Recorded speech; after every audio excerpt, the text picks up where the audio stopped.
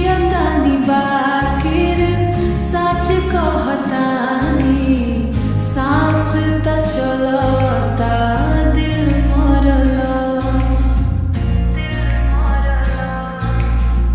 जवन सपना संगे देखनी हम, ओकरा के तू धूर बना दिहला।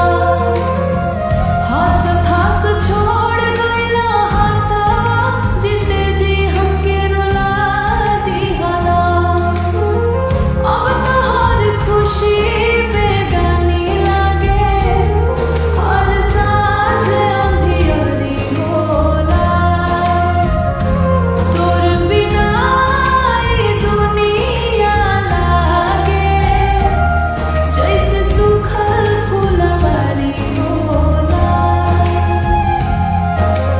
तोर बिना जियरा सुना बाहो सजना, रात भर अखिया रोवेला। जियतानी बात